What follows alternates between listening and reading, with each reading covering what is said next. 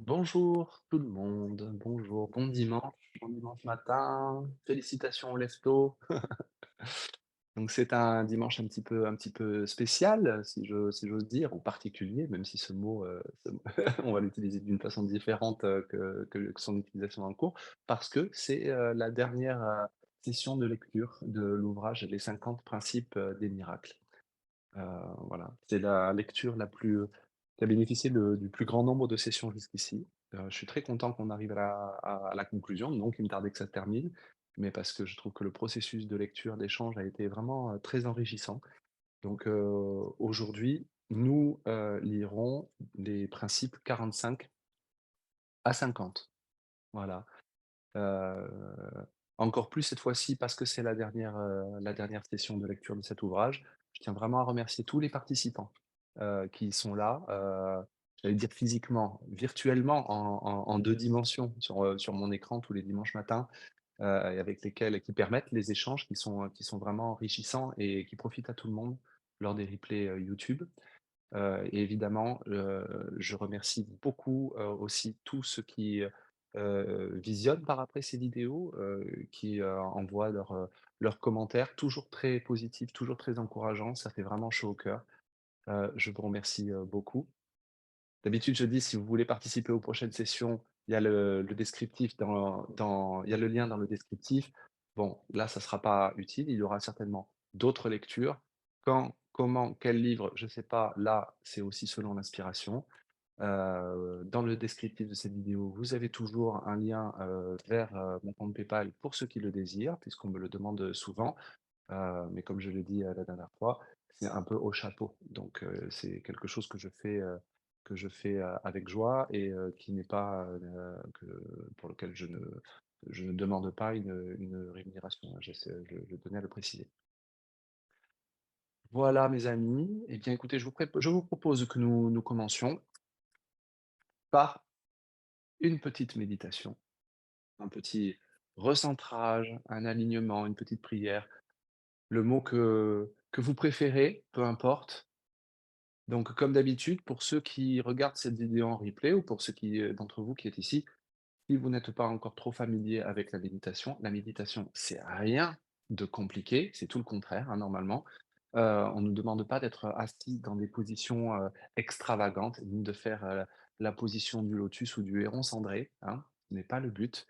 Euh, Vous vous asseyez le plus confortablement possible. La seule suggestion, c'est d'être assis avec le dos relativement droit. Pourquoi? Parce que si on s'allonge, on peut avoir tendance à transformer la méditation en dodo. Pour les insomniaques, ça peut être très utile, mais ici, c'est pas le but. Même s'il n'y a pas de péché à s'endormir, mais c'est pas le but, hein. Donc voilà, je vous propose de vous asseoir, voilà, consciemment. On relâche les muscles de notre corps, nos épaules. Vous pouvez prendre une grande inspiration. Et sur l'expiration, vous pouvez baisser les yeux ou les fermer complètement, c'est comme vous le sentez.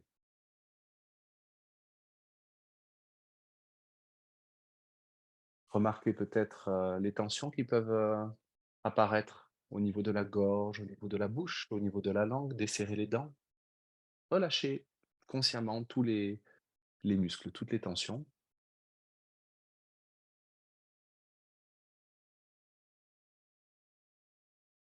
On prend le temps d'écouter notre respiration. C'est un très bel exemple, hein, de ce que le corps peut servir à notre but et que le corps peut servir aussi à calmer son esprit et à réaligner son esprit.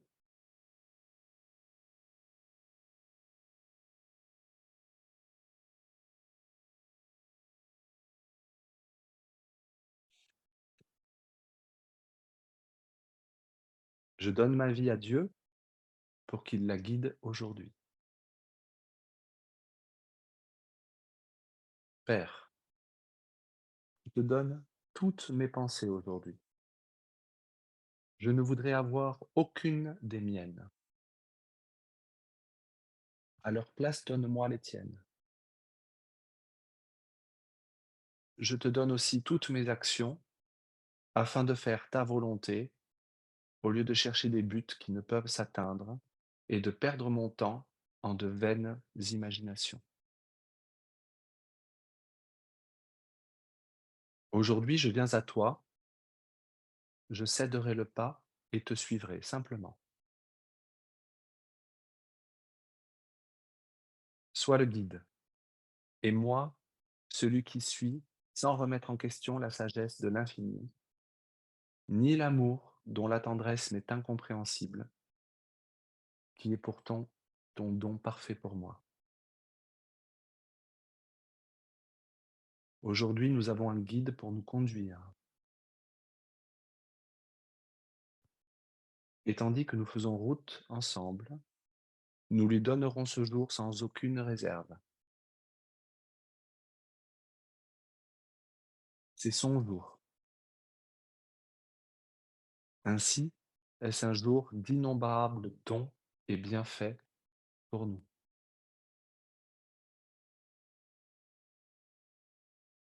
Je donne ma vie à Dieu pour qu'il la guide aujourd'hui.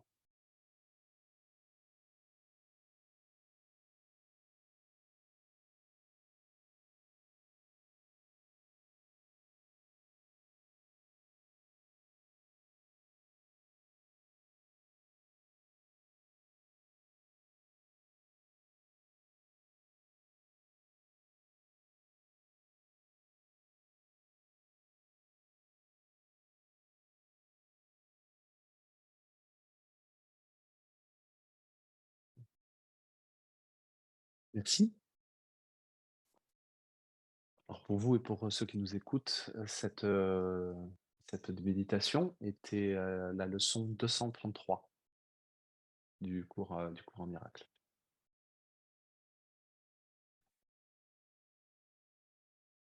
Très bien. 45e principe. Un miracle n'est jamais perdu. Il peut toucher de nombreuses personnes que tu n'as même pas rencontrées et produire des changements insoupçonnés dans des situations dont tu n'es même pas conscient. Ce qui ressemble au principe 35. Pensez au modèle de l'hologramme dans lequel nous sommes tous joints et où toutes les dimensions du temps et de l'espace se retrouvent en chaque partie. Nous ne pourrons jamais juger du pouvoir qui vient de lâcher prise de nos rancœurs ou de lâcher prise de nos croyances en la séparation. Quand je suis guéri, je ne suis pas guéri seul. C'est la leçon 137.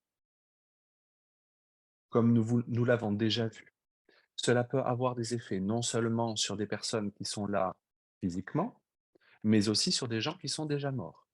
Le temps n'est pas linéaire et nous sommes joints en un seul esprit, comme dans l'hologramme. Peu importe dans quelle dimension particulière du temps et de l'espace nous pensons être, ainsi que ces autres personnes. Une fois encore, la seule chose qu'un courant miracle nous demande, c'est d'accepter l'expiation pour nous-mêmes, ce qui veut dire faire notre part pour que notre esprit soit guéri de ses pensées. L'extension de ce miracle, l'expiation ou le pardon, ne nous concerne pas parce que nous n'avons aucune idée de ce qui peut vraiment aider. Notre seule responsabilité, accepter l'expiation pour nous-mêmes, c'est de choisir le pardon ou le miracle. Question, qu'en est-il des prières pour intercéder? Comment peuvent-elles cadrer avec le reste? Réponse, elles ne cadrent pas, du moins pas comme on les envisage habituellement. Premièrement, Dieu n'a pas besoin qu'on lui dise quoi faire. Il est tout simplement insane de le croire. Deuxièmement, et c'est encore plus important, comme je l'ai mentionné plus tôt, quand vous priez pour les autres, vous êtes en train de dire qu'il y a un problème ici, et vous voilà retombé dans le piège de l'ego. Nous ne prions pas pour les autres, nous prions pour nous-mêmes, pour que notre esprit, qui croit qu'il existe une forme de ténèbres au dehors, soit guéri. Les premières sections du chant de la prière sont très explicites à ce sujet. Notre prière consiste à demander de l'aide pour nous ôter du chemin, afin de permettre au Saint-Esprit de s'étendre par notre esprit vers d'autres esprits.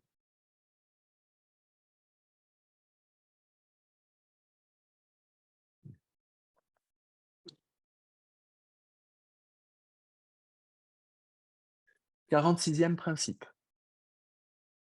Le Saint-Esprit est le plus haut moyen de communication. Les miracles n'impliquent pas ce type de communication parce que ce sont des mécanismes temporaires de communication. Quand tu retournes à ta forme originelle de communication avec Dieu, par révélation directe, il n'est plus besoin de miracles. Voilà encore l'idée que le Saint-Esprit est le lien de communication entre Dieu et nous.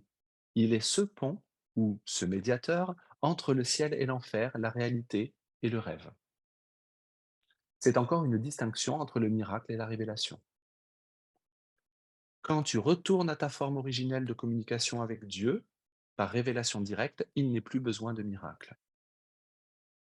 Quand nous avons fini nos devoirs, quand nous avons complété notre chemin et avons pardonné à tous ceux qui devaient être pardonnés, alors nous n'avons plus besoin du Saint-Esprit en tant que lien avec Dieu, car il n'y a plus d'esprit divisé ayant besoin de ce lien.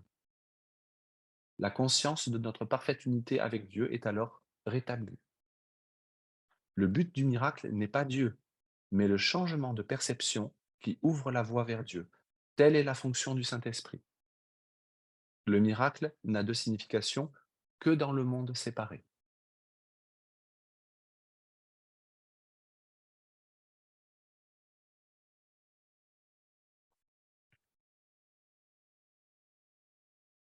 47e principe. Le miracle est un mécanisme d'apprentissage qui amoindrit le besoin de temps.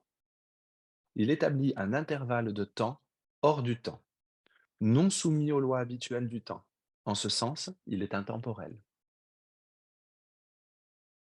Permettez-moi de revenir sur ce que j'ai dit plus tôt, puis nous l'appliquerons à ce principe. Nous avons tous besoin d'utiliser le temps pour nous aider à comprendre qu'il n'y a pas de temps et pour nous aider à sortir de ce tapis du temps. Disons que nous avons un énorme problème d'ego avec certaines personnes précises sur certains points précis, ce qui veut dire qu'il nous faudrait une très longue période de temps pour sortir de ce tapis. Le miracle nous élève au-dessus du monde du temps. Quand nous choisissons de pardonner cet énorme amas de culpabilité, nous sommes soulevés et transportés par le miracle avant d'être déposés à nouveau dans le temps. Disons par exemple que selon les lois du monde, cet intervalle de temps représente 1 millier d'années, parce que le miracle nous a élevés au-dessus du monde du temps, puis nous a transportés avant de nous redéposer, nous avons gagné ce millier d'années. Et cet intervalle de temps a donc été entièrement aboli. Une fois encore, c'est l'idée de gagner du temps. Permettez-moi de répéter ce que j'ai dit tout à l'heure. Une relation très difficile qui cause énormément de colère, de ressentiment, de culpabilité, d'anxiété et de souffrance devient un formidable moyen, si nous le permettons, de résoudre cette énorme quantité de culpabilité. Car c'est cette culpabilité profondément refoulée qui a ressurgi dans la relation. Le 6e paragraphe de la seconde section de ce chapitre, donc dans le texte, chapitre 1, section 2, paragraphe 6, explique clairement ce processus. C'est un très beau résumé de la plupart des choses dont nous avons parlé. Un jour, Hélène s'est plainte à Jésus. Comment se fait-il que ma vie soit si difficile? Aux yeux de n'importe qui d'autre, sa vie n'aurait pas semblé difficile. Vue de l'extérieur, elle n'avait pas l'air d'avoir la vie dure. Mais intérieurement, elle souffrait beaucoup. Comme elle s'en plaignait à Jésus, il répondit en lui donnant l'image d'une montagne. Hélène comprit l'image et l'explication de Jésus de cette façon. Tu passes à travers la montagne. Ce serait beaucoup plus facile et cela demanderait moins d'efforts si tu grimpais jusqu'au sommet de la montagne, puis redescendais de l'autre côté, mais cela te prendrait beaucoup, beaucoup plus de temps. En passant à travers la montagne, ce qui est bien plus difficile, tu gagneras beaucoup de temps. Passer à travers la montagne, c'est traverser des situations très difficiles et très douloureuses et dans le cours habituel des événements. C'est-à-dire en grimpant jusqu'au sommet et en redescendant de l'autre côté, cela t'aurait pris de nombreuses vies.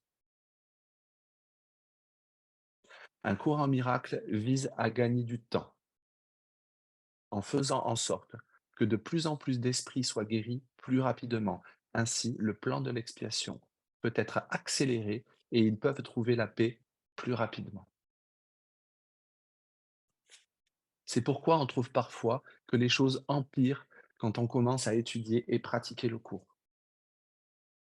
Ce n'est pas parce que Dieu est en train de nous punir, c'est parce que le Saint-Esprit a pris notre requête au sérieux. Nous disons au Saint-Esprit, je veux apprendre plus rapidement. C'est pourquoi Goethe aurait dit, méfiez-vous de ce que vous demandez parce que vous risquez de l'obtenir. C'est ainsi que le miracle fonctionne. En ce sens, il est intemporel parce qu'il défait le temps. Il se produit encore dans la dimension temporelle, mais il abolit ou comprime le temps. Il est crucial de comprendre ce que fait le miracle. On n'insistera jamais trop là-dessus.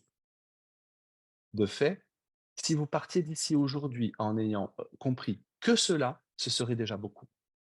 Le miracle est le moyen que le Saint-Esprit utilise pour nous enseigner que nous ne sommes pas les victimes du monde. Le problème n'est pas ce que le monde ou ce que les autres nous ont fait, mais ce que nous croyons nous être fait à nous-mêmes. Permettez-moi de répéter cette phrase que je cite souvent. Prends garde à la tentation de te percevoir injustement traité. Dans le texte, chapitre 26, section 10, paragraphe 4, phrase 1. Il n'y a que moi qui puisse me traiter injustement et pour cela j'ai déjà été pardonné. Telle est l'essence du curriculum d'un cours en miracle.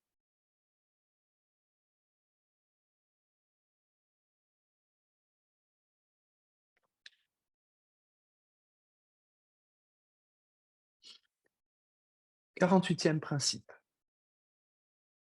Le miracle est le seul mécanisme dont tu disposes immédiatement pour contrôler le temps. Seule la révélation la transcende, n'ayant absolument rien à voir avec le temps. Une fois encore, la révélation nous unit directement à Dieu. Le miracle, en défaisant la croyance en la séparation dans nos esprits, nous joint les uns aux autres. La révélation n'est pas la correction, ce qu'est le miracle, mais elle nous aide à nous souvenir que ce monde n'est pas le monde réel. Les expériences révélatoires renforcent ce qui est vrai et ainsi servent de puissants rappels lorsque nous sommes tentés de croire en la réalité de ce qui est faux. Question. Selon le cours, est-il possible que nous ayons une révélation pendant que nous sommes des corps? Réponse. Oui.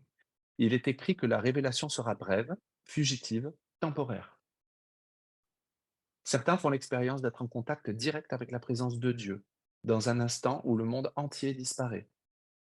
Même si un courant miracle dirait que c'est possible, il faut répéter que ce n'est pas son but, et ça ne fait certainement pas partie de sa théorie. D'ailleurs, il n'en est plus du tout question après le premier chapitre.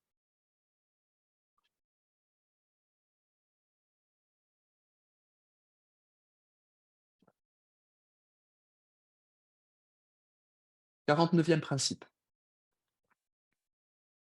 Le miracle ne fait pas de distinction de degré parmi les malperceptions. C'est un mécanisme de correction de la perception, efficace, tout à fait à part à la fois du degré et de la direction de l'erreur. Cela est sa véritable non-discrimination. Voilà une autre façon de formuler le premier principe. Il n'y a pas d'ordre de difficulté dans les miracles. C'est une élaboration de la même idée, à savoir que le principe corrige l'erreur, quelle que soit son apparence, qu'elle semble être une expression aimante ou haineuse, qu'elle semble être une expression cosmique ou purement individuelle. Ça n'a aucune importance, car toutes les erreurs sont les mêmes. Le miracle ne guérit pas le corps, mais notre malperception ou perception erronée d'autrui, et plus particulièrement la perception erronée d'être la victime des autres. Plutôt, ils sont nos frères et sœurs. Si nous les accusons de nous avoir victimisés, c'est seulement parce que nous avons d'abord fait une victime de nous-mêmes ou d'autrui. Comme il est dit dans la leçon 134, chaque fois que je suis tenté d'accuser qui ou quoi que ce soit, je devrais d'abord m'arrêter et me demander, est-ce que je m'accuserais d'avoir fait cela? C'est un des thèmes centraux d'un cours en miracle. C'est une de ces phrases qui résume le message entier du cours. Nous ne sommes victimes que de nos pensées, ce qui veut dire que nous pouvons en changer et cesser d'être emprisonnés par les autres. Par conséquent, nous n'avons victimisé personne et ultimement pas même Dieu, ce qui défait entièrement le système de pensée de l'ego. Ce principe du miracle est vraiment central dans l'enseignement du cours. Dès que nous croyons qu'il y a certaines choses dans le monde qui sont meilleures que d'autres ou pires que d'autres, nous voilà piégés. Ce serait tomber dans le même piège de parler de la résurrection des corps. C'est un moyen subtil de rendre le corps réel et d'en faire le centre de l'attention. Le corps peut être utilisé par le Saint-Esprit ou par Jésus comme moyen de transmettre leur message. C'est ainsi que le cours a été dicté, mais le corps n'est pas réel pour autant, il ne fait que servir un but utile. La leçon 184 du livre d'exercices pour étudiants vaut la peine d'être relue, qui cite divers noms que le monde a utilisés comme substituts au nom de Dieu. Tous ces noms sont des symboles. La dernière partie de la leçon explique que cela n'aurait aucun sens s'il nous était demandé de vivre dans ce monde, d'y assumer une fonction d'enseignant et pourtant d'aller au-delà de tous les noms du monde. Elle explique comment le Saint-Esprit utilise les symboles de ce monde pour faire passer son message et comment nous pouvons prendre l'habitude de passer de la lumière qui est notre réalité aux ténèbres de ce monde pour y apporter un message différent. En d'autres mots, il s'agit d'être dans le monde sans être du monde. Un cours en miracle ne s'oppose donc pas à ce qu'on utilise les symboles du monde. Bien au contraire. Il nous rappelle simplement que ce sont des symboles et que nous ne devrions jamais perdre cela de vue, ni le fait que la vérité est au-delà du symbole. Rappelez-vous la section intitulée Au-delà de tous les symboles. Texte chapitre 27, paragraphe 3. Mais souvenez-vous aussi que le cours ne préconise pas de sauter d'un bout à l'autre du tapis parce que vous seriez saisi de panique. Allez-y doucement, pas à pas. Question. On lit dans le texte que chacun fait l'expérience, tôt ou tard, d'être hors du corps. Pensez-vous que c'est une allusion aux expériences hors du corps? Réponse. Non, je ne pense pas. Ce n'est pas exactement ce qui est écrit. On parle plutôt du sentiment d'être au-delà du corps. Donc, il fait la référence au texte, chapitre 18, section 6, paragraphe 11. Ce qui pourrait inclure les expériences hors du corps. Mais si on se rapporte au contexte, il est question en fait de l'expérience de se joindre à quelque chose qui est au-delà du corps. Que ce quelque chose soit une belle peinture ou un morceau de musique, ou qu'on se joigne à quelqu'un ne serait-ce qu'un instant, ou encore qu'on s'identifie avec une idée dans laquelle on se sent uni à quelque chose qui est au-delà du corps. On pourrait y inclure les expériences hors du corps que font certaines personnes, mais je ne pense pas que ça se limite à ça.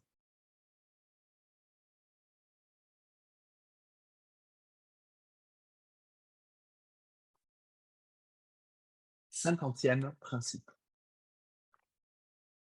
Le miracle compare ce que tu as fait avec la création, accepte pour vrai ce qui est en accord avec elle, et rejette comme faux ce qui ne l'est pas. On retrouve ici la distinction entre faire et créer. Le miracle compare ce que nous avons fait, ce monde, avec la création. C'est un peu l'idée qui est exprimée par le 38e principe.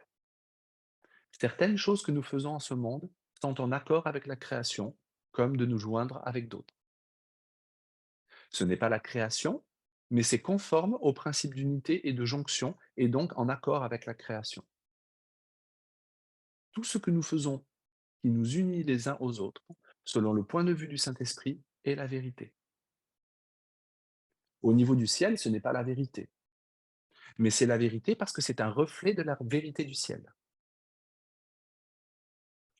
Ce qui ne s'accorde pas avec ce principe d'unité, ce qui veut dire que nous nous séparons des autres, est faux. C'est une façon de reconnaître ou de faire la distinction entre les deux niveaux dont j'ai parlé.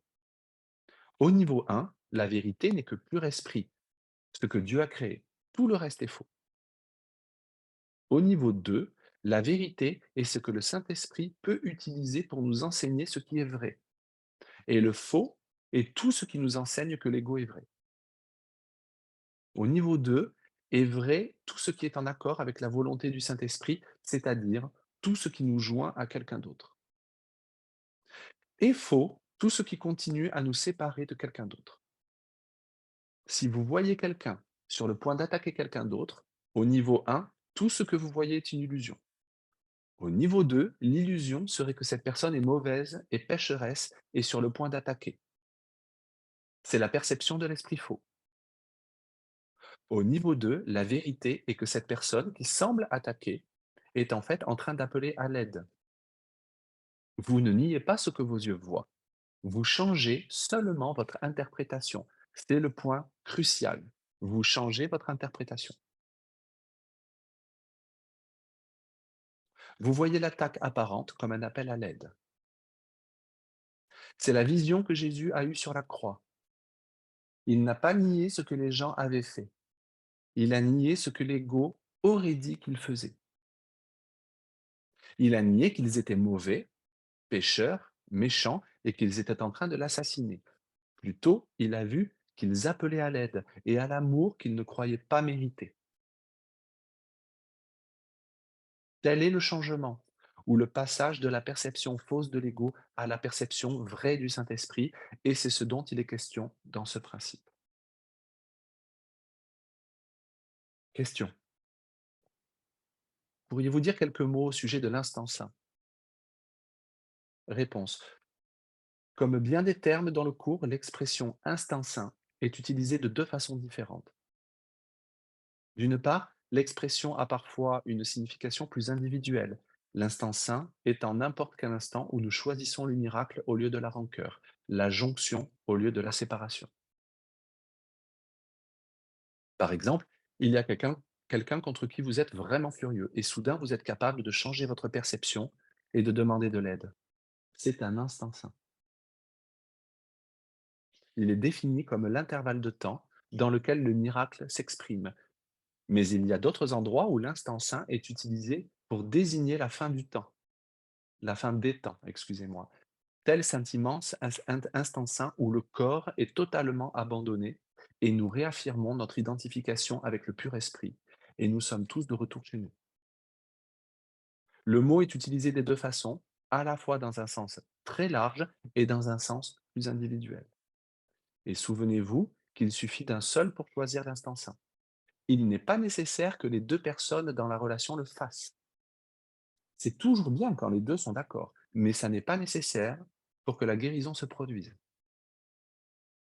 Ainsi, bien qu'il faille deux personnes pour être en désaccord ou pour se disputer, il en faut une seule pour pardonner.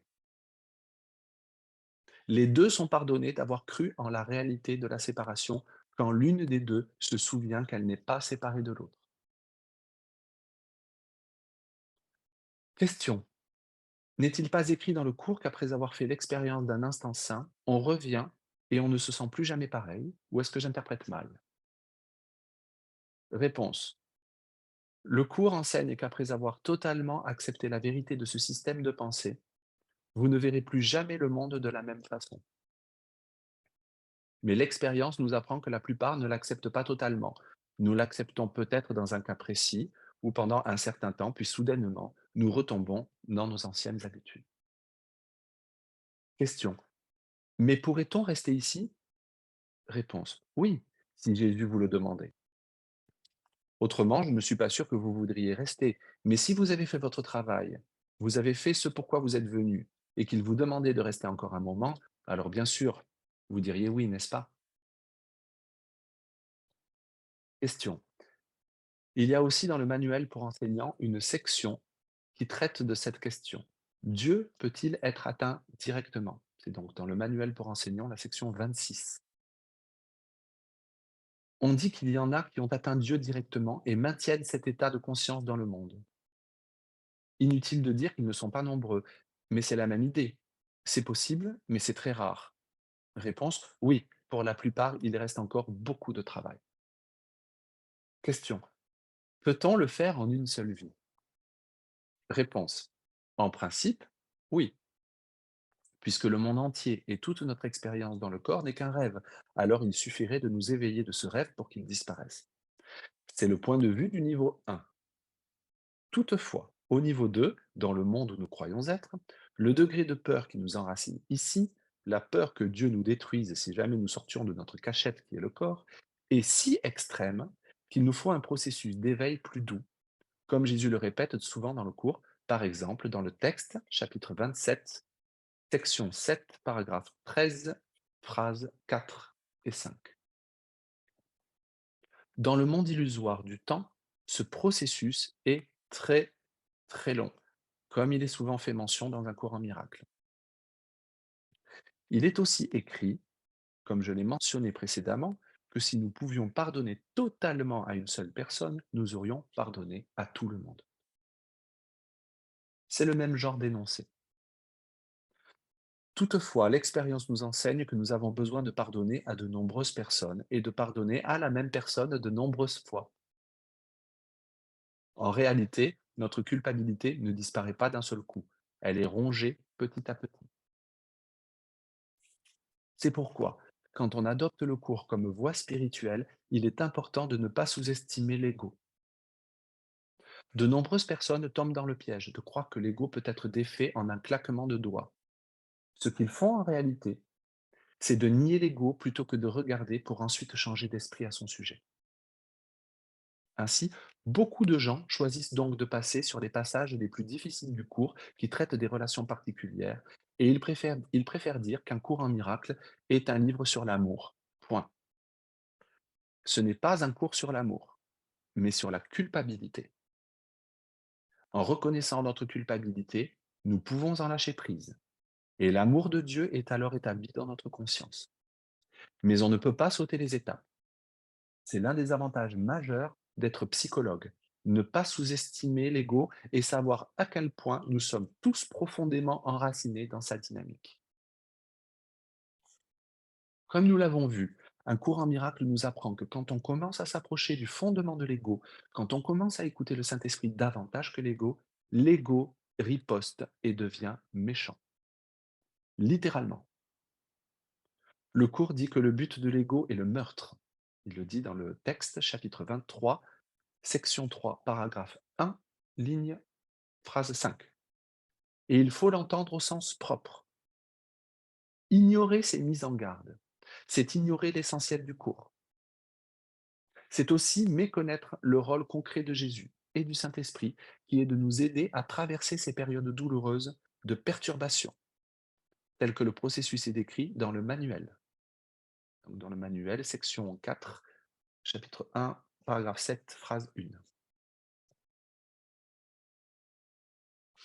Nous avons besoin de leur aide pour nous tenir la main et nous guider dans cette traversée, quand la méchanceté de l'ego devient écrasante.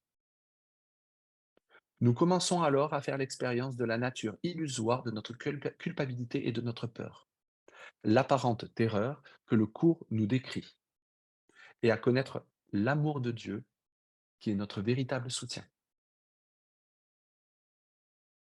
Question: le corps, l'ego, l'identification au corps en tant que soi-même, j'ai du mal à comprendre. Pouvez-vous nous en parler? Réponse: un cours en miracle s'étend longuement, surtout dans les premiers chapitres, sur l'assimilation ego-corps. Nous nous assimilons toujours au corps. Il est utile de garder à l'esprit que l'ego, excusez-moi, est plus que le corps. Après la mort du corps, l'ego est encore là. Souvenez-vous que l'ego est un système de pensée qui repose sur la culpabilité. Le corps n'est que l'incarnation de l'ego, la pensée de l'ego prenant forme ou la pensée de la séparation prenant forme. Le corps n'est qu'un outil d'apprentissage.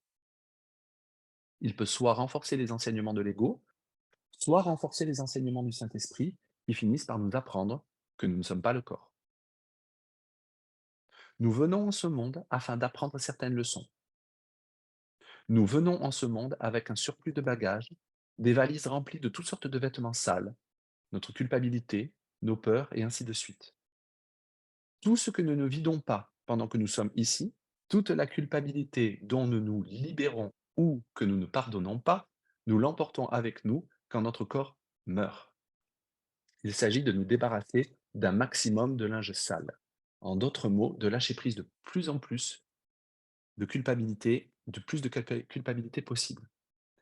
Tout ce que nous ne lâchons pas demeure avec nous. Je le répète, un cours en miracle ne traite pas explicitement de toute la question des vies antérieures ou de la réincarnation, mais d'une manière implicite, je pense qu'on peut conclure que tout ce que nous n'avons pas pardonné ou lâché, nous l'emportons avec nous, puis nous revenons. Il y a un très beau et très émouvant passage qui évoque la levée du dernier voile, le dernier obstacle à la paix, et qui dit: te voilà devant le dernier voile, et c'est ici que tu choisis de résoudre cela maintenant ou de continuer à errer, mais seulement pour revenir au même endroit. C'est dans le texte, chapitre 19, section 4, paragraphe D, paragraphe 10, phrase 8. Cela revient à dire que tu as le choix de vraiment résoudre cela maintenant ou de continuer à errer pour revenir ensuite, apprendre la même leçon, sous quelque forme que ce soit. Ce qui n'a pas été guéri, nous l'emportons avec nous. L'ego survit après la mort du corps. L'ego est plus que le corps, et nous choisissons seulement le moment, c'est notre choix, où nous souhaitons revenir dans le monde des corps afin de résoudre là ou les parties de l'hologramme que nous n'avons pas résolues. C'est une idée vraiment renversante. Juste parce que dans cette dimension particulière du temps et de l'espace, nous croyons être en 1985, dans l'État de New York, cela ne veut pas dire que nous ne sommes pas aussi, dans une autre partie de notre esprit, dans la Grèce antique, en Palestine ou n'importe où ailleurs il y a 300 ans. Cela veut dire simplement que nous captons une certaine chaîne de télévision dans notre esprit et ce que nous captons, nous le rendons réel. Ce qui rend cette idée si renversante, c'est la croyance que le temps est linéaire. Il n'est pas linéaire. La physique quantique nous enseigne la même chose. La linéarité du temps n'est qu'une partie du même stratagème de l'ego pour nous convaincre que la culpabilité du passé est réelle et est projetée dans le futur sous forme de peur et que cela est notre réalité. Question: j'aimerais revenir à la résurrection du corps. C'est un article de foi dans l'Église catholique. Le cours dit-il que cet article de foi est dans l'erreur? Réponse: oui. Un autre article de foi de l'Église catholique stipule que Dieu a créé le monde et qu'il nous a créés à son image. Selon le cours, tout cela fait partie du même système. Du point de vue de l'Église catholique, un cours en miracle est dans l'erreur. C'est pourquoi je crois que l'un des grands mérites du cours est de dire si clairement qu'il n'est pas le seul chemin. On lit dans le cours qu'une théologie universelle est impossible. Elle est impossible parce qu'elle utilise des formes, des symboles et un langage, et nous ne partageons pas tous les mêmes formes, les mêmes symboles, ni le même langage. Toutefois, une expérience universelle est non seulement possible, mais nécessaire. Afin d'atteindre cette expérience universelle, le Saint-Esprit doit utiliser différentes théologies, et les théologies se contredisent. Si vous cherchez des ennuis, vous les trouverez, et vous trouverez le conflit. Question: je suis en conflit avec l'idée que Dieu n'est pas dans le monde. Je crois que ça remonte à l'influence de Teilhard de Chardin et la façon dont la matière est spiritualisée. Nous ne faisons qu'un et nous ne pouvons pas séparer le corps et l'esprit. Je suppose que j'accorde beaucoup de poids à cela, mais le cours dit autre chose. Réponse: je comprends. C'est un système différent. Bien des gens, et Teilhard de Chardin en faisait certainement partie, disent que l'on peut unifier l'esprit, le corps et l'âme. Ce genre d'idée holistique. Ce n'est pas l'approche du cours parce que le corps n'existe pas en dehors de l'esprit. Le cours a vraiment un système conceptuel totalement différent.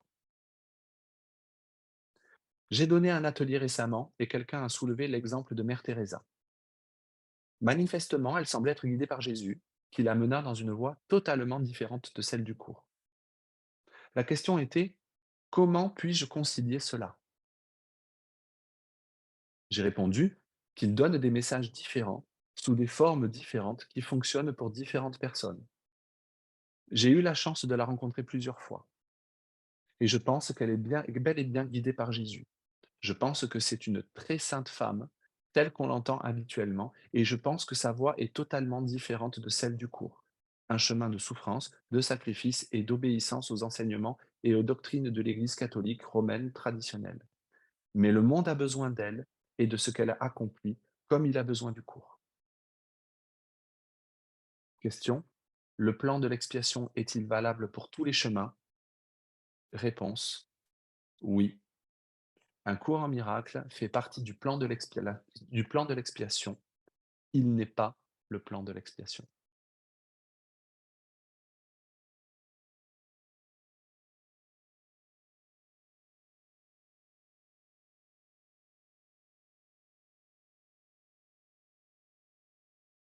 Fin de la lecture, fin de l'ouvrage. Je trouve que ça finit vraiment, vraiment en beauté. Je vous propose, qu'on prenne quelques minutes de recueillement. Donc à nouveau, vous pouvez fermer les yeux. Une grande inspiration, une grande expiration.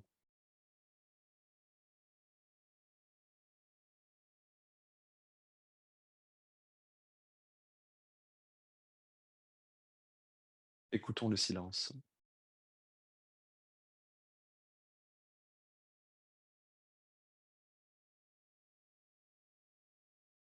Jésus, nous avons lu beaucoup de choses. Nous avons cru comprendre beaucoup de choses. Certaines choses, nous ont peut-être paru encore abstraites, mais je t'abandonne tout ce que je crois avoir compris, tout ce que je crois ne pas avoir compris, toute mon anxiété à absolument vouloir comprendre. Tout cela, je te l'abandonne.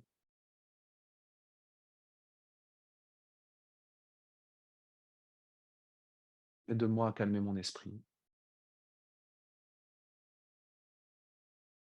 Aide-moi à penser avec toi et à voir toutes choses et chacun comme toi, tu voudrais que je les voie.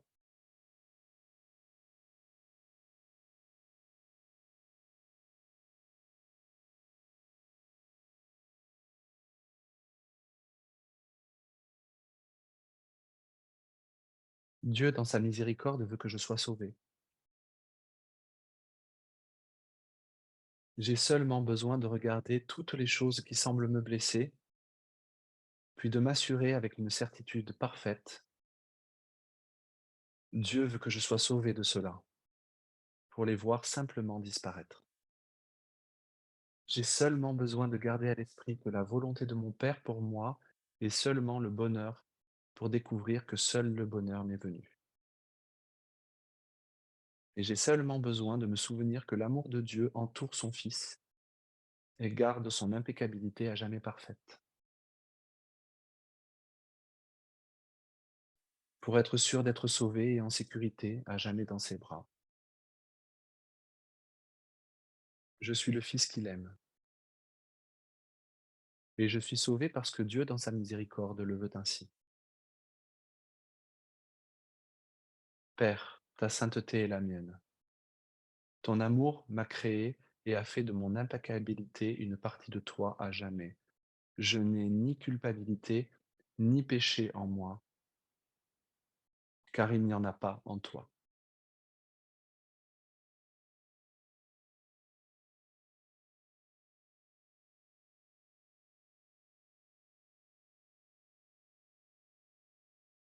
Dieu, dans sa miséricorde, veut que je sois sauvé.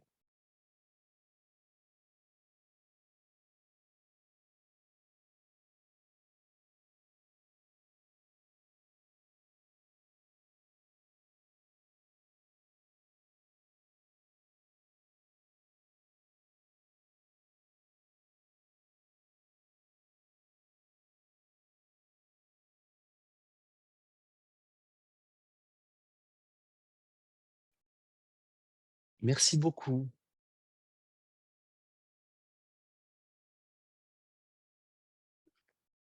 Je vais rétablir les micros et puis on va pouvoir échanger.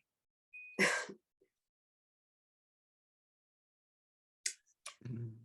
Alors Eric, tu dis que la fin est très belle, mais j'ai pas compris.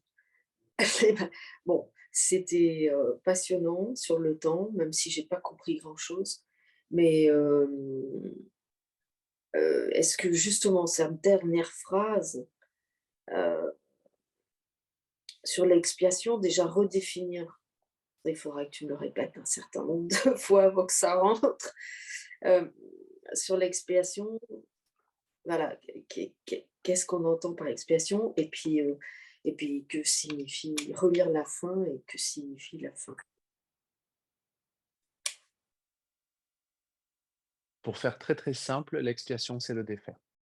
Le Défaire, défaire, c'est le défaire de la pensée ou de la croyance en la pensée de séparation. le C'est pour ça déconditionnement. que le Oui. c'est le défaire. Le déconditionnement, ça voudrait dire, changer la condition, c'est-à-dire, le pardon et le déconditionnement. Voilà, si tu veux. C'est-à-dire qu'on change la condition dans lequel l'expiation peut être opérée. Voilà. Mais si ça te paraît plus compréhensible ou si ça t'aide davantage de l'appeler déconditionnement, tu peux l'appeler déconditionnement, ça n'est pas important. L'important, c'est de comprendre que l'expiation, c'est un processus qu'on accepte pour soi, c'est le thème central du cours, hein. Le thème central du cours, c'est de nous apprendre qu'on peut et de nous encourager à accepter l'expiation pour nous-mêmes. C'est-à-dire accepter le défaire de la croyance dans la pensée de séparation en nous-mêmes.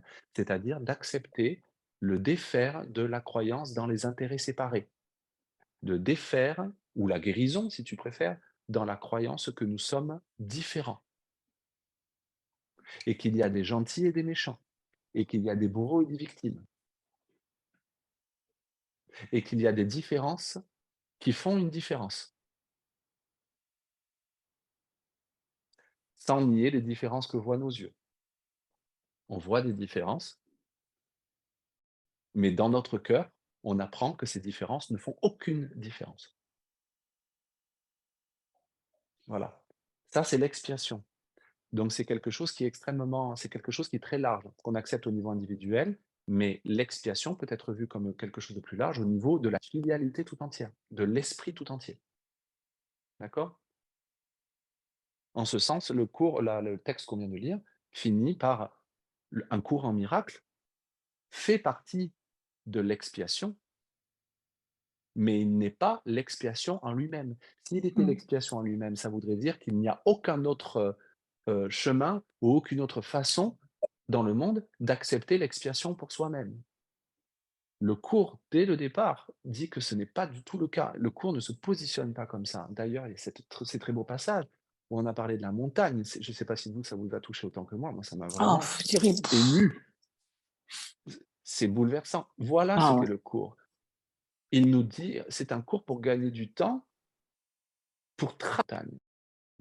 Et il y a plein d'autres chemins qui accompagnent pour monter la montagne et descendre de la montagne. Ça prend peut-être beaucoup plus de temps, peut-être beaucoup plus de vie, mais le but est exactement le même, nous arriverons tous au même endroit. Donc ça n'enlève rien à la spécificité ou j'aurais dire, la «particularité» du cours, entre guillemets, qui est vraiment un système de pensée, heu, unique. Il n'est pas le seul, mais il est unique dans la mesure où il propose quelque chose de tout à fait, presque, j'allais presque dire révolutionnaire. Voilà. Il apporte quelque chose d'unique, mais il n'est pas le seul. C'est ça le sens de la dernière phrase. Voilà, Tu peux je peux la relire d'ailleurs parce qu'elle a dû me toucher aussi puisque il y a plusieurs choses sur lesquelles je me suis senti buté. dans la prononciation ou dans la lecture et d'ailleurs, désolé, hein, pour ça, mais parce qu'il y a des fois, il y a vraiment des choses aussi que je lis qui me touchent vraiment beaucoup et à ce moment-là, des fois, ça un cours en miracle fait partie du plan de l'expiation. Il n'est pas le plan de l'expiation. Donc tu vois, même dans ce qu'on vient de dire jusqu'à présent, on a juste oublié de dire le plan de l'expiation, hein. Le plan, c'est-à-dire, en fait, grosso modo, le plan de l'expiation, c'est tous les différents chemins, toutes les aides et tous les cursus, tous les cours, y compris le christianisme et la façon dont on l'a appliqué ou l'a compris ou l'a vécu Mère Teresa. L'important, c'est le but. Le problème qu'on fait souvent, pas que les étudiants du cours, mais les étudiants en spiritualité, c'est qu'au lieu de d'accepter et d'embrasser totalement notre, dévouement ou notre, élan vers, le chemin qui nous convient, le cours qui nous convient, la pratique qui nous convient, on essaie de tout mélanger. On fait un gloubi-boulga. Donc on va essayer de mélanger le cours avec l'Église, avec le christianisme ou avec, le bouddhisme. On va essayer de trouver des similitudes, ou même de dire que c'est la même chose avec la loi de l'attraction, avec le New Age, avec tatati et tatata et tatati et tatata. C'est la meilleure façon pour n'aller nulle part. Et après, il y en a d'autres qui se positionnent différemment en rejetant tout ce qui n'est pas le cours ou tout ce qui n'est pas le cours. C'est une autre erreur. C'est ni l'un ni l'autre. C'est un peu comme si j'avais très envie, j'aimais la musique et quelque part je me sentais vraiment guidé à aller à un cours de piano. Mais que j'insistais, une fois que j'ai commencé mes leçons de piano, ça me plaît et d'amener une flûte traversière et de dire: «C'est la même chose». Non, la flûte traversière n'est pas la même chose que le piano, mais c'est une technique différente, c'est un son différent, mais elle sert le même but. Et la bonne nouvelle, c'est qu'à la fin, flûte, piano, guitare, violon, violoncelle, tambour, triangle, etc., tout se joue à l'unisson dans le même orchestre. Tous ne font qu'un, servant le but de la musique qui transcende les instruments. Mais si on insiste pour apprendre le piano avec une flûte, ou même à vouloir mélanger la flûte et le piano, c'est le meilleur moyen pour pour ne pas apprendre ni la flûte, ni le piano.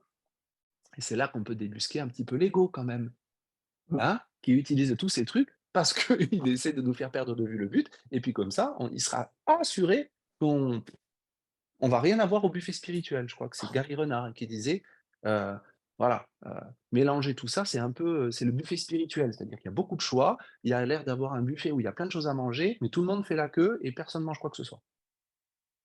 Hein, peut-être que je le cite pas exactement, mais exactement comme il faut, mais c'est un petit peu le principe.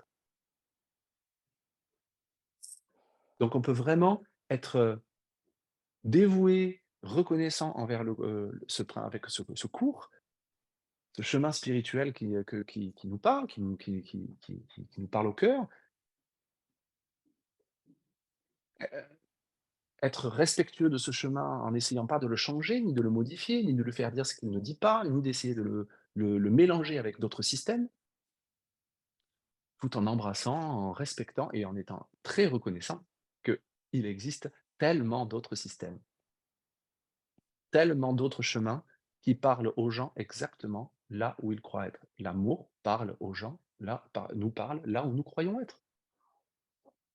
Le cours, l'amour, utilise nos croyances, notre culture judéo-chrétienne, peut-être notre aspiration à certaines thématiques psychologiques, même notre rapport à certaines notions de physique quantique.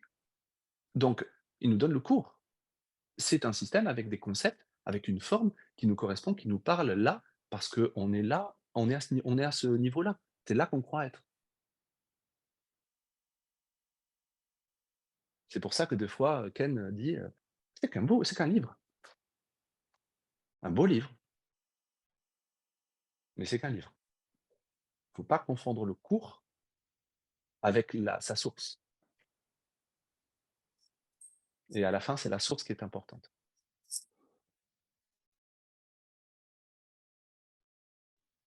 C'était une longue réponse. Merci, oui, oui, merci pour, la métaphore de l'orchestre et des instruments. Elle est très parlante. Même si, j'observe que mon mental, enfin, il a brouillé les pistes et voilà, c'était très dense et pour mon mental, c'était complexe à appréhender cette notion du temps, c'est philosophique, hein. Oui, oui, oui, c'est philosophique, c'est poétique et philosophique. Heu, mmh, cette, notion de dire que au niveau de l'esprit, je suis ici parce que c'est la chaîne que j'ai décidé de regarder, mais je suis en même temps avec Jésus, je suis en même temps dans la Grèce antique, je suis en même temps tac, tac, tac, tac. En fait, l'esprit est partout.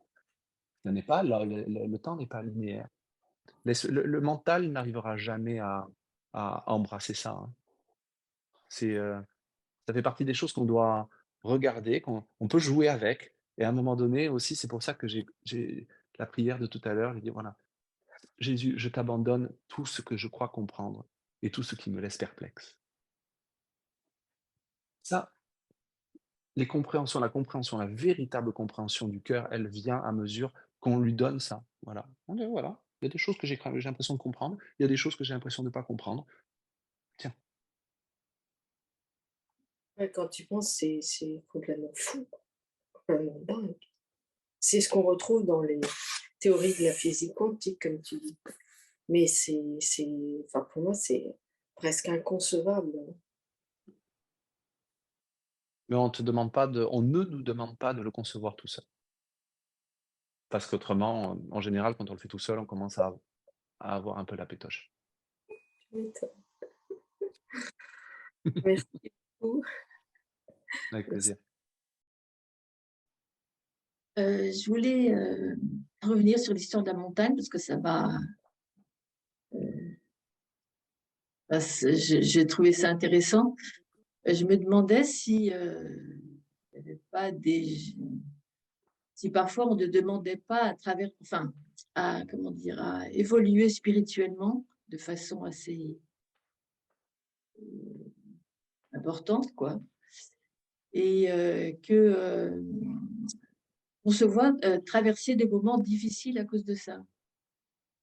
Et dans ce cas-là, je me dis que, enfin, c'est pas mon cas, hein, mais je sais qu'il y a des gens autour de moi qui passent parfois par des moments très, très douloureux au point d'envisager une sortie, un peu tragique. Hem et je me dis que peut-être dans ces cas-là, demander à traverser des périodes plus douces parce que, si on a fait une demande, c'est parce qu'à un moment donné, tu disais, il y a, donc il faut faire attention à ce qu'on demande, en fait. Mais bon, si la demande est inconsciente, c'est un peu compliqué. Je sais pas quoi tu que ce Mmh. enfin, je sais pas comment poser la question, mais est-ce que ça te est-ce que Est-ce ça que te ça est-ce que du coup ça génère ou ça suscite, un peu de peur chez chez toi moi, tu ou veux chez dire? nous? Dans la mesure de dire: «Ouh là là, faut vraiment que je fasse attention à ce que je demande».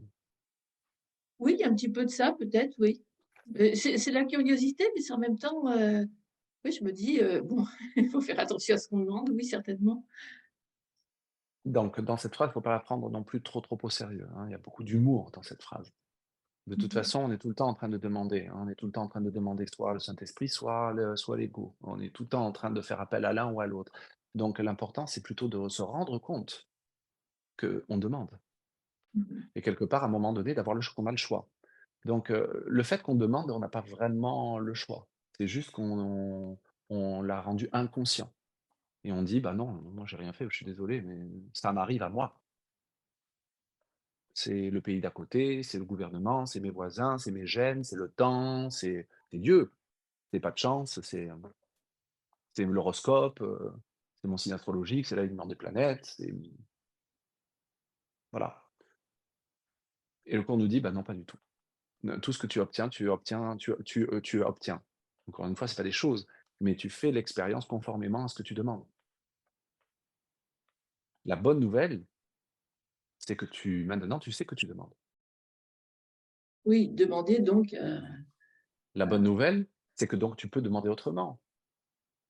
Mes questions alors, mais alors pourquoi maintenant que je le sais, pourquoi je demande pas l'amour? Ah! Mais parce qu'il y a une logique quand même dans ta démarche.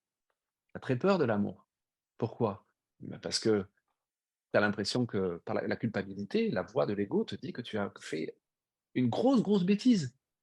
Tu as commis un péché, c'est plus qu'une bêtise et que si jamais tu reviens vers Dieu, il va te tuer, il va t'anéantir, voilà.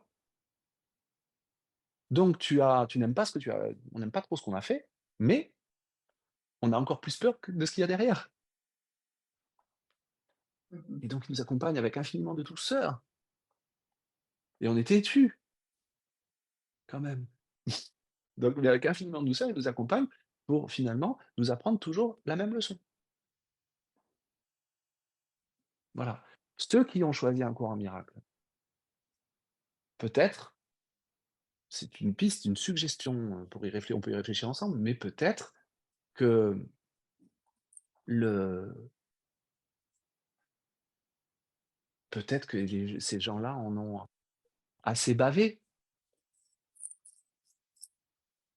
dans leur vie. Peut-être pas physiquement, mais même psychologiquement. Peut-être qu'ils en ont assez bavé et que dans leur cœur, avec toutes les réserves d'usage, ils ont demandé: «OK, il y a une autre façon de voir», comme Hélène et Bill l'ont fait. Et à ce moment-là, on a une réponse.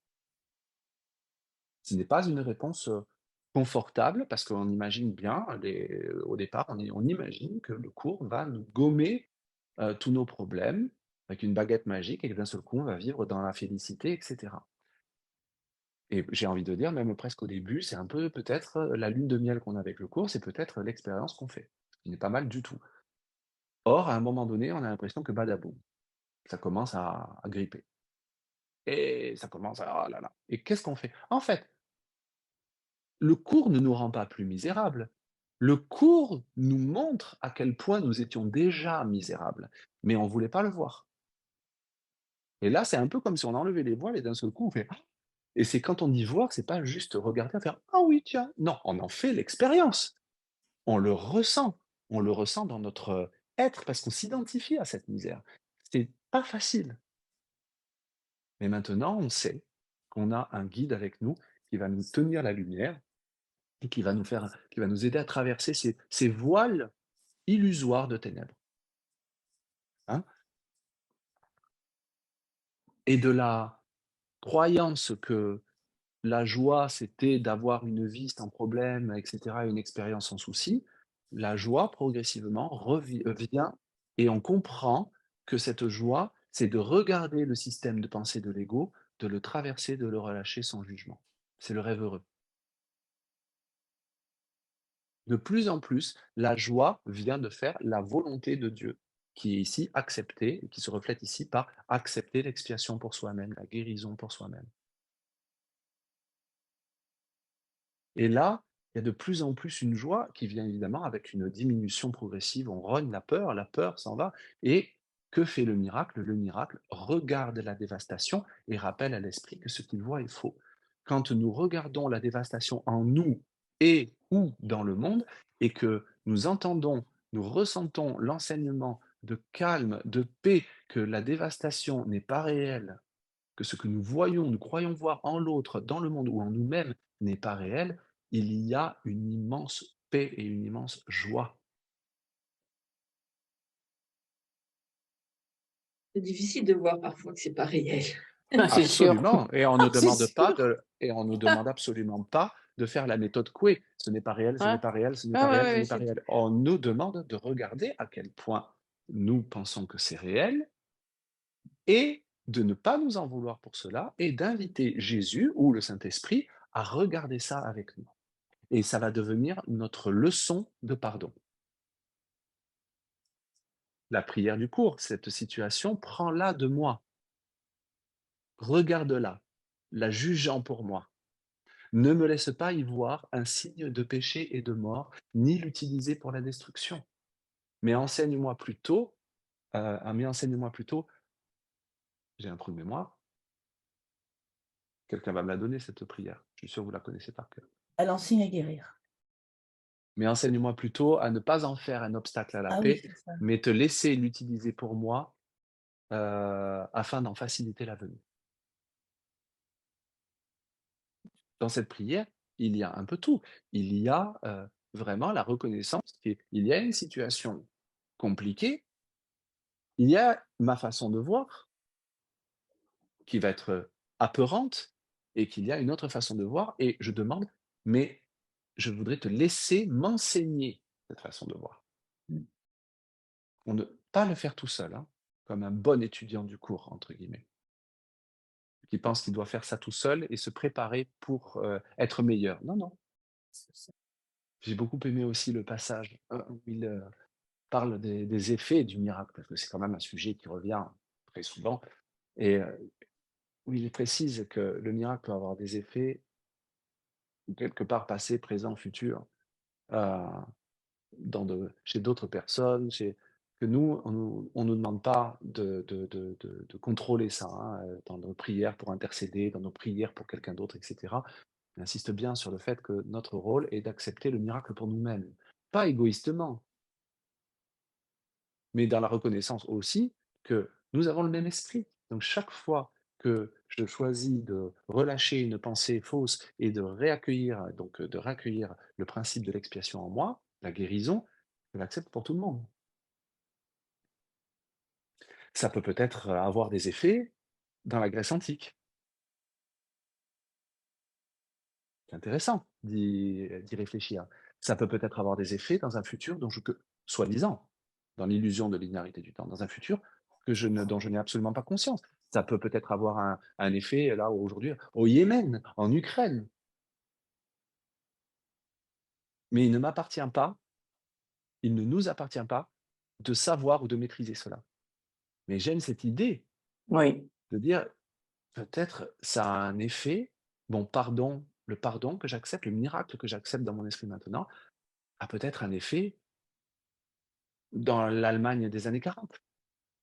Mmh. C'est tout le patchwork temporel, tout le patchwork ou que j'avais dit une fois le Netflix de la séparation, avec toutes les séries, les multiples épisodes, passé, présent, futur. C'est comme si on le regardait à distance et on disait: «C'est ça».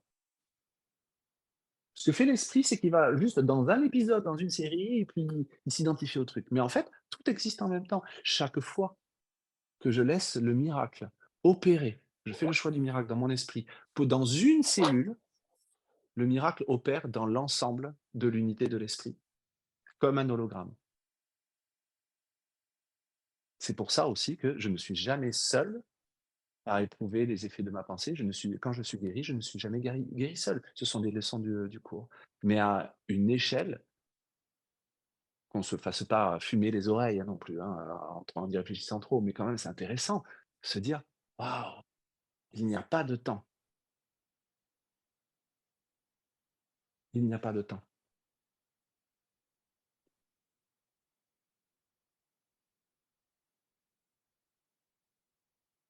Mmh. J'ai eu une expérience, si je peux me permettre de parler d'une expérience personnelle là-dessus, qui m'a un peu plus familiarisé avec ce concept. C'est, heu, quand j'étais plus petit, quand j'étais jeune ado, enfin même un enfant, il y avait beaucoup de souffrances psychologiques, j'imagine comme beaucoup d'autres, par rapport à ma vie, ce que j'étais, énormément de culpabilité et cetera et cetera. Bon, je le fais très court, c'était vraiment un problème et je me souviens que donc c'était bien, bien, bien, bien, bien, bien avant le cours. Je ne savais même pas qu'une telle chose existait d'ailleurs. Sur mon lit d'ado, désespéré, en train de prier, puisque ça a toujours été, j'ai toujours demandé de l'aide à Jésus, avec beaucoup de circonspection quand même, parce que j'avais très, très peur, de ce qu'il allait me demander. Ça, je m'en souviens aussi, hein et et je me souviens d'avoir ressenti, presque entendu: «Tu n'es pas mauvais». Ça m'avait ça m'avait vraiment surpris, ça m'avait surpris ce message d'innocence, en fait, ce message d'absolution, en fait. Mais c'était très simple, très court, mais ça m'avait vraiment calmé. Bon, il y a peut-être, 1 an, 2 ans de ça, pendant une méditation, voilà, à un moment donné, j'ai cette image de moi, enfant, sur mon lit, en train de désespéré, mon moi d'avant, désespéré, machin, et cetera. Et je me voyais assis à côté de moi, enfant, en train de dire: «Tu n'es pas mauvais». Et là, je me suis dit ah! Et là, je me suis dit: «C'est mon grand soi que j'ai qui m'a parlé à cette époque-là». Et là, j'ai commencé à sentir un petit peu ce que c'était la non-linéarité du temps. Quand j'étais petit, je me suis entendu me rassurer des années plus tard. Ah oui. C'était vraiment fort, c'était vraiment fort. Ça n'exclut absolument pas le Saint-Esprit et Jésus, à la fin, tout est la même chose, mais c'était vraiment l'expérience que j'ai fait. C'est, c'est une petite expérience, mais c'est encore une fois, j'aimerais bien attirer l'attention sur le fait que l'expérience, je ne l'ai pas demandée, j'ai pas trituré, elle est venue quand elle était quand j'étais capable de l'accepter et c'était hyper parlant pour moi. Mmh. C'est pour ça que j'aime bien cette idée de pouvoir réfléchir à ça, pouvoir jouer avec cette idée, remarquer peut-être les tiraillements qu'on a, l'attraction qu'on a pour cette idée, la peur qu'elle nous génère aussi, ne pas nous en vouloir pour ça, hein, ce sont nos résistances, et les abandonner au Saint-Esprit. Voilà. C'est lui qui va œuvrer et c'est lui qui va faire, son job. Et l'expérience, elle viendra quand elle sera nécessaire ou quand elle sera, accueillie sans peur.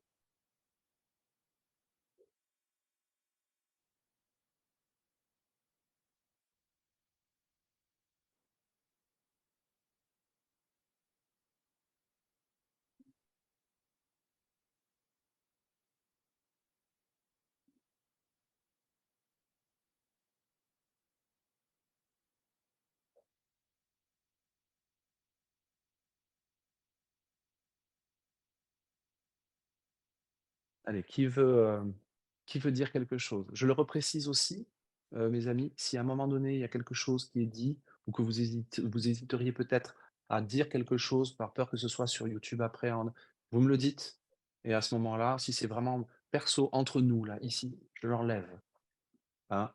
Vous me le dites à la fin de cette vidéo, vous m'envoyez un message. De toute façon, je ne la mettrai pas en ligne aujourd'hui.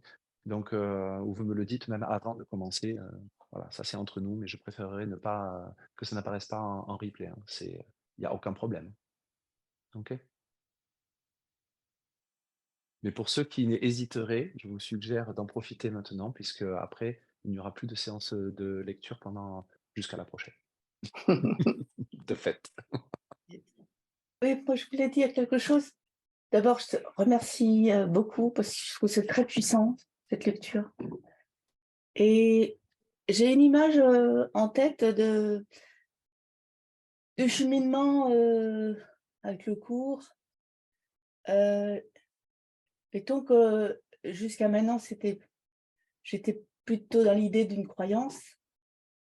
Et alors je vois le défaire de la croyance comme je veux dire, je vois le cours, l'expér jouer une ligne droite où je vois au fond, heu, des masses, heu, pas nettes, je sais qu'il y a un but et j'ai comme une myopie et ça me panique. C'est un peu le début et là, le défaire de la croyance, c'est voir cette route en fait en tournant. C'est-à-dire que je vis les expériences comme une route avec des tournants et je ne sais pas ce qui m'attend et j'accepte l'idée que l'expérience qui va venir, c'est, une expérience à laquelle je peux me préparer, où je peux être prête. J'ai moins peur, je suis dans l'instant présent. C'est pas une Mmh. perspective, hem, paniquante et floue, que je me suis imposée. Mmh mh. Voilà Mmh. et et c'est comme ça que je vois le temps. Mmh. Mais bon. Le scénario, entre guillemets, le scénario en tant que tel est écrit, hein, le scénario dans ses grandes lignes, hein, il est écrit. On peut changer de chaîne entre-temps.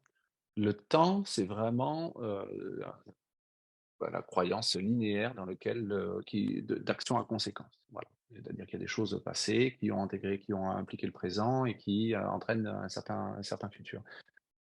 La peur que tu peux avoir, enfin la crainte ou l'angoisse que tu peux avoir par rapport à des choses qui pourraient arriver, tu sais pas exactement ce qui va arriver. C'est ça, en fait, ce que tu disais aussi.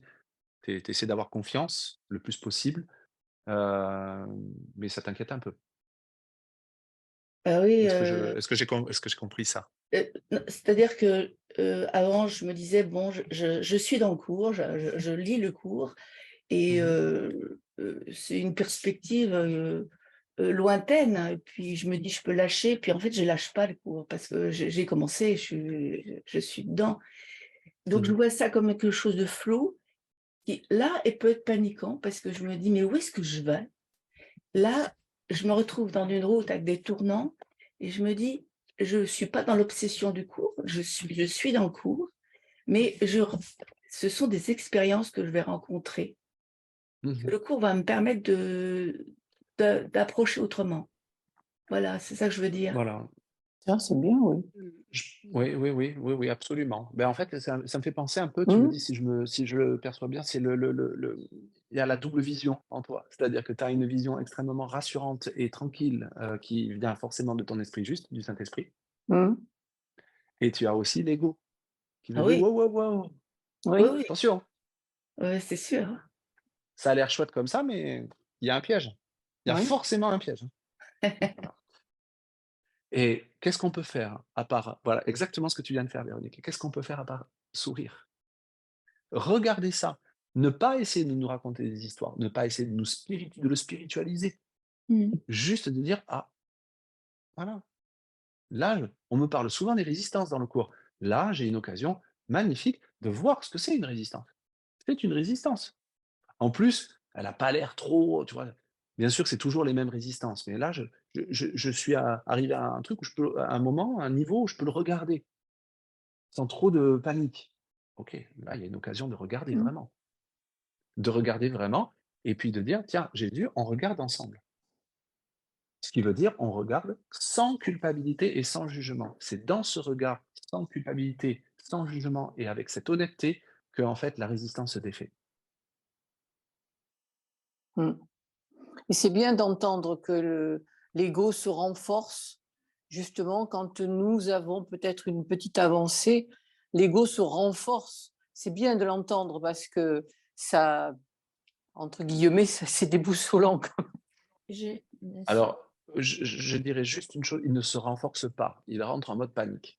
Oui. Il ne se renforce pas, au contraire, au contraire. Mmh. C'est l'inverse, c'est jamais ce que ça semble être. Quand on a l'impression qu'il est plus fort, Ouais. c'est juste qu'il est plongé dans l'incertitude. Juste pour rappel, l'ego n'est pas une entité à part, hein. C'est nous. C'est nous, notre système de pensée Oui, auquel nous nous d'accord. identifions Mmh. aujourd'hui, hein. Voilà, donc il y a une peur.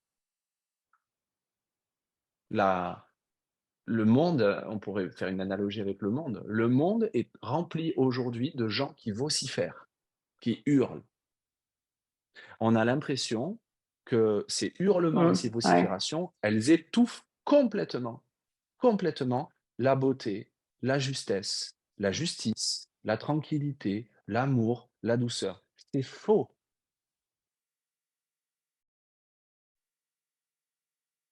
L'amour ne fait pas de bruit.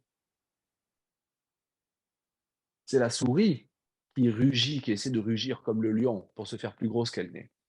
D'accord. Oui. La force, la vraie force n'a pas besoin de démontrer quoi que ce soit. Ouais. La faiblesse, oui. La faiblesse fait appel à la violence, fait des démonstrations de force. Elle hurle. Mmh.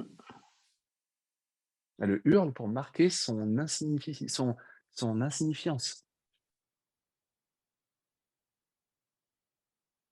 C'est ce qui se passe en nous.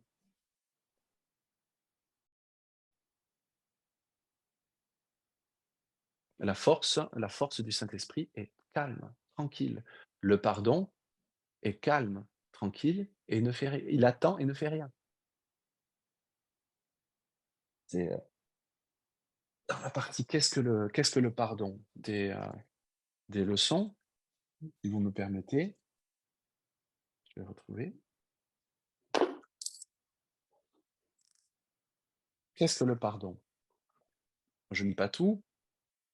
Une pensée qui ne pardonne pas, on va dire c'est l'ego, hein. Hein, c'est joliment dit, c'est poétique, mais c'est l'ego. Une pensée qui ne pardonne pas est une pensée qui pose un jugement qu'elle ne mettra pas en doute, bien qu'il ne soit pas vrai. L'esprit est fermé, il ne sera pas délivré. La pensée protège la projection en resserrant les chaînes de sorte que les distorsions en sont plus voilées et plus obscures, moins facilement accessibles au doute et gardées plus loin de la raison. Je passe. Une pensée qui ne pardonne pas fait de nombreuses choses. Elle est très active, la pensée qui ne pardonne pas. D'une activité frénétique. Elle poursuit son but, déformant et renversant ce qu'elle voit comme des interférences avec le chemin qu'elle a choisi. La distorsion est son but, ainsi que le moyen par lequel elle voudrait l'accomplir. Elle se lance dans de furieuses tentatives pour fracasser la réalité sans un souci pour quoi que ce soit qui paraît représenter une contradiction à son point de vue. Alors, mettons ça en parallèle avec notre expérience personnelle, individuelle, mais regardons le monde, regardons les réseaux sociaux, et mettons ça en parallèle avec les pensées qui ne pardonnent pas, qui fracassent la réalité, sans un souci pour quoi que ce soit qui paraîtrait présenter une contradiction à son point de vue. Contraste, clac. Le pardon, par contre, est calme et tranquillement ne fait rien. Le pardon, c'est le Saint-Esprit. Il n'offense aucun aspect de réalité, ni ne cherche à la tourner en des apparences qui lui plaisent. Il regarde simplement, attend et ne juge pas. Voilà. Donc d'un côté, il y a l'ego qui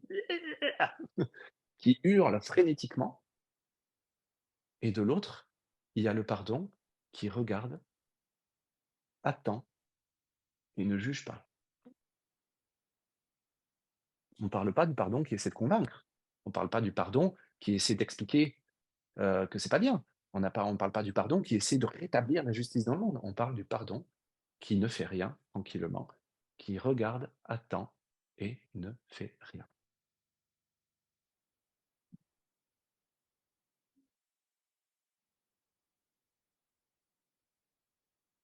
Et là, c'est la force. C'est la force.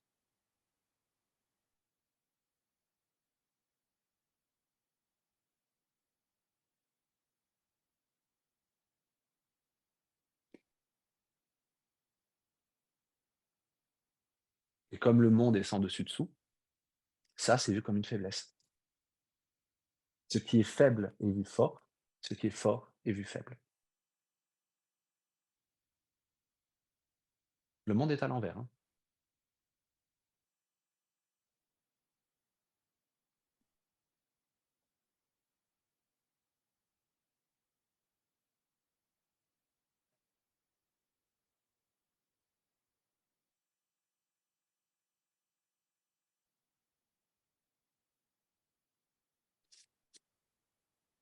Mmh.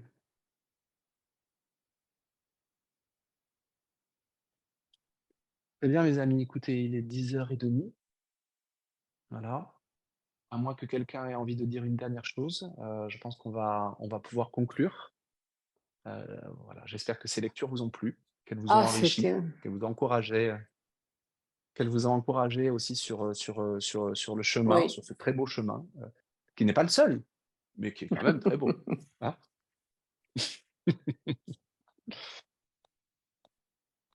Merci Eric.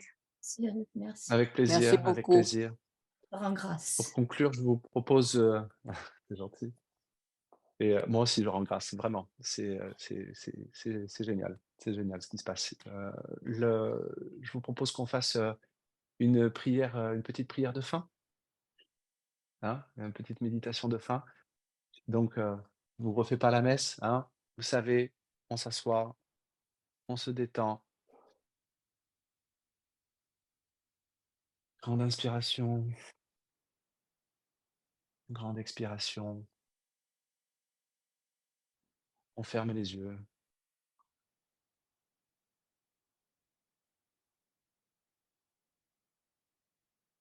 Toute peur est passée et seul l'amour est ici. Toute peur est passée parce que sa source a disparu et toutes ses pensées ont disparu avec elle.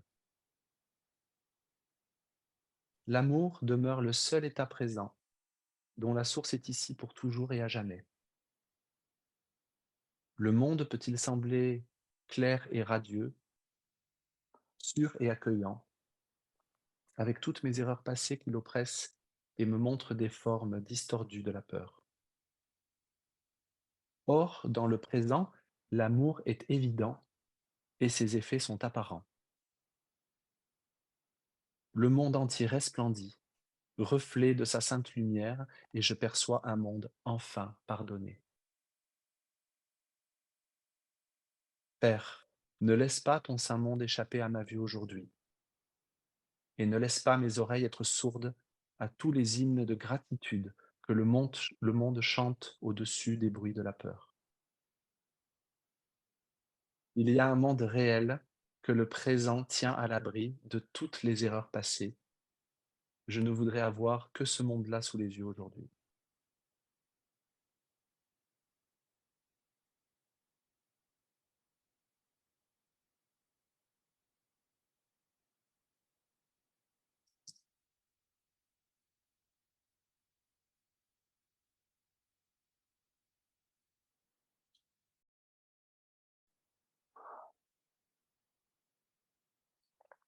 Merci à tous. Merci à toi. Merci Grand beaucoup, merci. beaucoup, beaucoup pour votre participation, pour Merci. les échanges et les lectures. C'est super, mais j'avoue que les échanges et les questions qui sont toujours très sincères, très honnêtes, très pertinentes, je pense qu'elles sont autant, voire plus éclairantes que le reste. Encore une fois, l'important, c'est pas le livre, c'est pas l'ouvrage qu'on vient de lire, c'est le fait de se joindre dans un but. Mm. Voilà. Et montrer aussi, donner l'exemple que des adultes peuvent se réunir dans un but commun et faire silence ensemble. C'est le meilleur enseignement, c'est le meilleur exemple et c'est la plus grande aide qu'on puisse donner à nous-mêmes, à la fidélité tout entière et au monde entier. Le monde a vraiment besoin de calme. Voilà. Merci pour tout. Merci beaucoup, beaucoup, Merci. beaucoup, Merci à beaucoup, toi, beaucoup Eric. pour tout ça. Merci à Et tout puis, le Merci, monde. Eric. et puis, je vous dis rendez-vous à Bientôt. la prochaine À très quand je proposerai bientôt. À très une autre lecture. bientôt. Bonne journée à tout le monde. Merci à Bon tous. dimanche. Dimanche. Merci. Bon dimanche. Eric, Eric, rendez-vous Oui. samedi prochain? Alors, rendez-vous samedi prochain en physique, ici, oui, pour ceux qui sont dans la région parisienne. Si vous, à un moment donné, une folie vous passe par la tête et que vous avez envie de passer votre week-end en région parisienne, vous pouvez envoyer un message, vous serez les bienvenus. Je n'habite pas loin de Paris et tous les 15 jours, on se réunit entre étudiants de cours. Voilà. Merci. Merci à tous. Merci. À bientôt. Au À revoir. bientôt. Au revoir. Merci. bientôt. Au Merci. revoir. Merci pour tout. Au revoir.